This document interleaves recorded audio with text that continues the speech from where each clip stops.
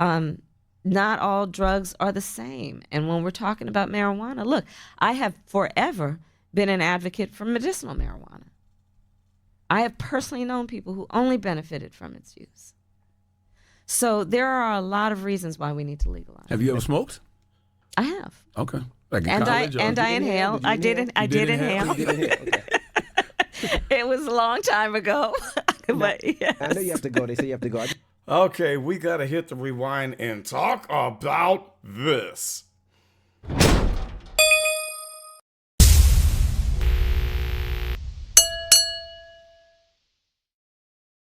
What is up, everybody? It is I, Carlton Flowers, with the Go Political Channel. And tonight, during this election season, we're going to have to hit the rewind button and go way back 5 years to this special little interview where Our Lady Vice President Kamala Harris did an interview on the Breakfast Club Power 105.1 FM show, where she was interviewed by Charlamange the Demagogue and whoever the other cretin is that is on the show.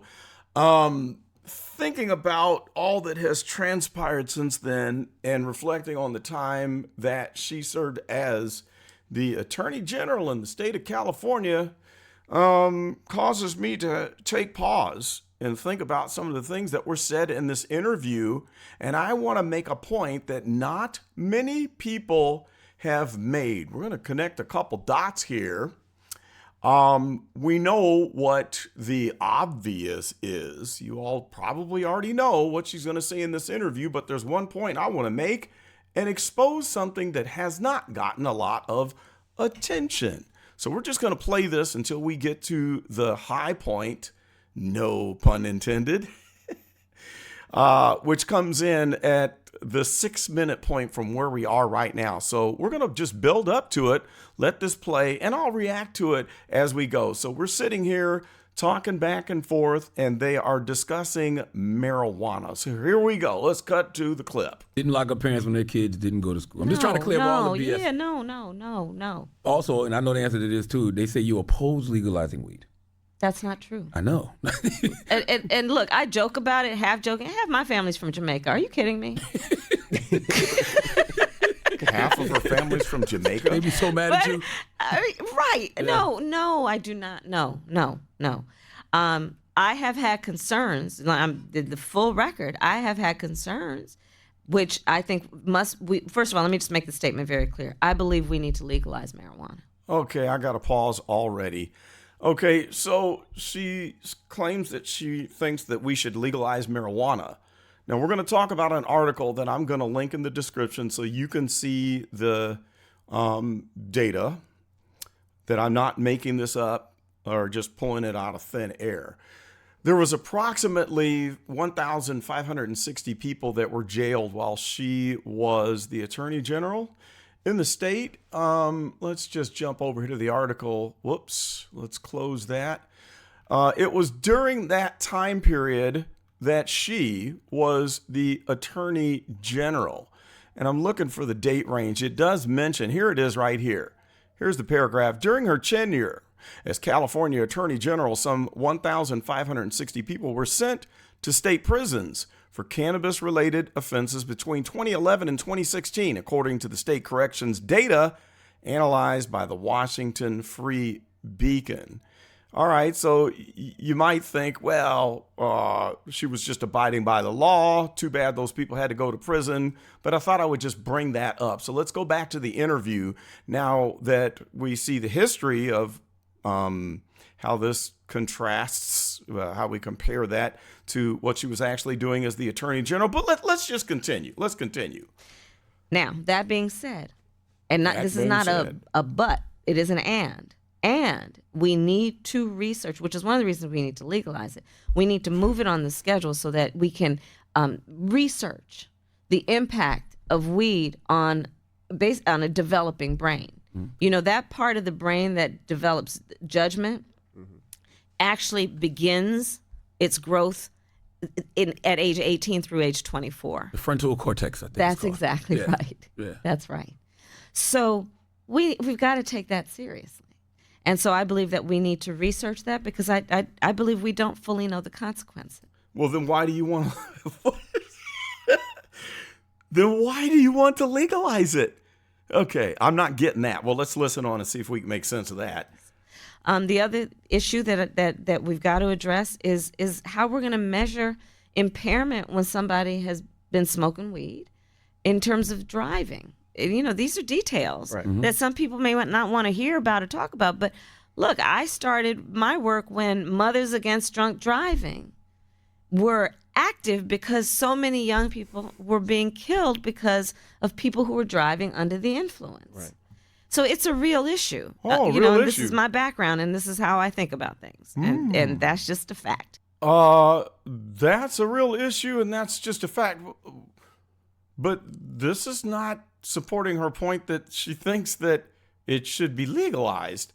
What am I missing here? It sounds like she was making a case for a former attorney general that put a lot of people in jail for marijuana possession, not for somebody who thinks it should be legalized. Well, let's just continue on and see where she's going with this. If somebody is driving a car, it can be a lethal weapon in the hands of somebody who is impaired. So that needs to be addressed also. But I am absolutely in favor of legalizing marijuana. We've got to do it. We have incarcerated. Oh, what? Okay, maybe you could make sense of this for me. Did that make sense? This is going over my head. This is going, help me out. Post in the comments and explain that. Everything she just said supports her thesis statement that it should be legalized.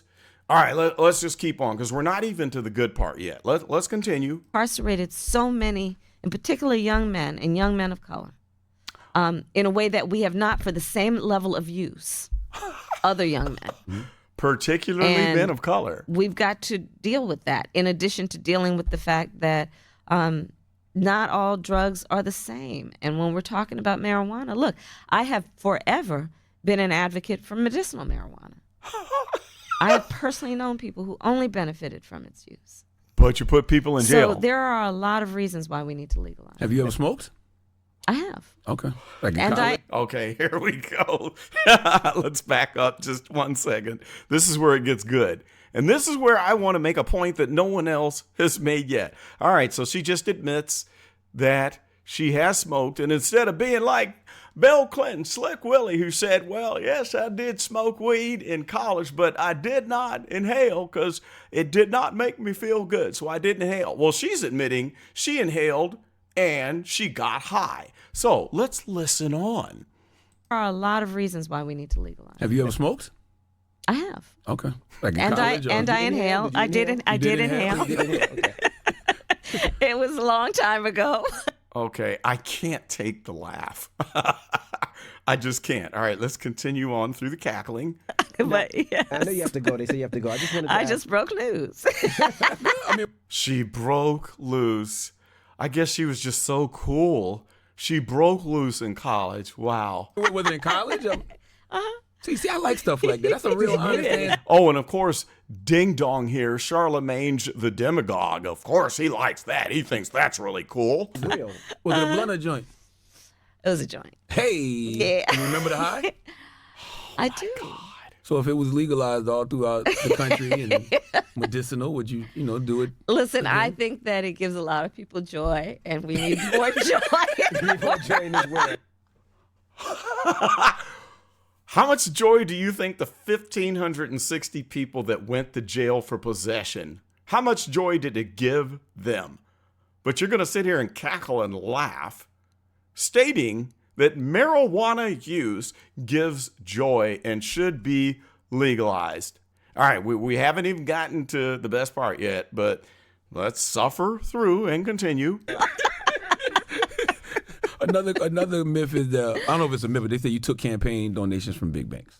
Of course she did. No. I've not taken from corporations and big banks. I don't believe that I have. Oh, God. Now, I also wanted to know She doesn't believe she has. even though she did. But she doesn't believe. All you have to do is just not believe that you did something. I wonder if the 1,560 people, when they were in court, if they just simply stated, well, I don't believe I had a possession of marijuana, would that have gotten them off of the conviction? I wonder. Well, let's continue on. You have to go. And in fact, I fought the big banks and fought them, and it was a vicious battle. Oh. Because I held out. When I was Attorney General of California during the mortgage and foreclosure crisis, I would not take the deal that they were giving to other states. And I pulled California out of it because I said it wasn't enough. And we got into a... She wouldn't take the deal, but she took a deal where she got 2 jobs with a total salary of $800,000, one of which she clearly was not qualified for. But she took that deal from the gentleman that she was dating at the time when she was 30 years old, and the gentleman was 60 and still married, although he was separated. But let's continue on. Big old battle where the banks really took me on. They were sending leaflets, or at least we believe it came from them, around the country saying, if Kamala Harris doesn't get back in this settlement, then you won't get this or you will get this. It was a high-pressure battle that we won. Mm-hmm.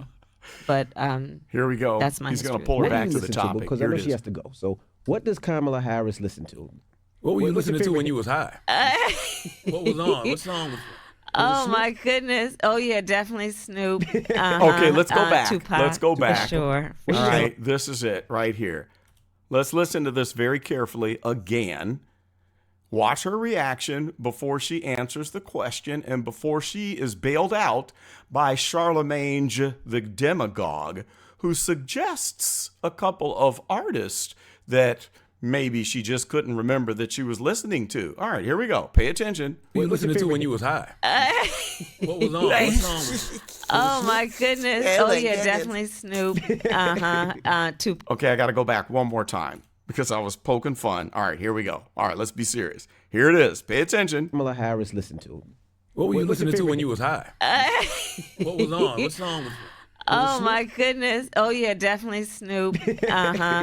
Tupac, for sure. What do you listen to now? What's your favorite hip-hop artist now? All right, stop right there. Now, when did she graduate from college? It was 1989. She went to Howard University. So while she was cool and hip and smoking weed and getting high, she claims she was listening to Snoop and Tupac for sure. Tupac for sure. Now, this is very interesting. Why hasn't anyone come forward to mention the fact that neither Snoop Dogg nor Tupac were known while she was in college getting high? Huh? Was she so high that she was time traveling into the future to listen to Snoop Dogg and Tupac before they ever had a single released? What? Now, last time I checked, I don't think Snoop Dogg was discovered until, 1991? I think it was maybe late 1990. Fact check me on that if you want. But I don't believe he was a thing while she was in college getting high. All right, well, let's just give her that. Maybe she did get a sneak preview of Snoop Dogg. When did Tupac start making singles? Well, last time I checked, Tupac did not appear on the scene until 1993. And do you know what the record was? If you do your research, you would find out that he was guest appearing on someone else's record on another single. And if you do your research, you're going to find out that the guy who made the Humpty Dance had a song that was on that same album that Tupac appeared on before he ever cut a single. But here, the cackling vice president claims, just going right along with it, since, of course, they knew that she wasn't going to come up with an answer to the question, so Charlamange the Demagogue bailed her out and made a couple suggestions. But little did he know that he was going to turn her into a big, fat liar. because those artists weren't even out during the time that she just told us that she used to inhale and get high with all the cool kids in college. Wonder what those 1,560 people who had to sit in jail for possession have to think about this interview. I wonder if any of them saw this interview on the Breakfast Club Power 105.1 FM show. I wonder what they think about her now. So, Vice President Harris, how about you come out with a new interview and admit to us that you were lying in this interview because you were trying to look cool, sitting there cackling and hoking it up with these people, probably unaware that you were going to be running for president 6 years after this interview was even done. All right, I'd love to know what your thoughts are about Kamala Harris. This, to me, is inexcusable. This does not provide an example to kids. It doesn't provide an example to adults. And it doesn't make any sense that she would sit here and say that she's for legalization after the role that she played as Attorney General, which was after a point that she got to enjoy being high, listening to artists that didn't come out until the future. It was okay for her to break the law and then sit around in an interview and cackle and laugh about it. So I have a problem with this. I have a problem believing that this is an honest individual that we should put all of our trust into to lead the free world. But hey, I could be seeing this completely wrong. Maybe the article is wrong. Maybe all of this is just made up in our minds. So do you give her a pass? Do you trust her after seeing her sit here and lie and try to come off as a cool kid to get points with the Cool Kids Club on 105.1 FM? I'd love to hear your comments about this. So sound off. Let me know. But in the meantime, I would love it if you would like, comment, and subscribe to the Go Political channel. And if you want to help me to defray the cost of producing these videos, you may do so with the giving of a super thanks. And I thank you in advance, just like how I thank John Luna, who dropped a 20 bomb on my head. Thank you, John, for that 20 spot on the last video. And thank you, Sharon, for dropping a 5 bomb on my head again on that last video. I love y'all. You're great supporters, and I am going to work for those donations. Well, that's about all I've got for this one. This is Carlton, and I am out.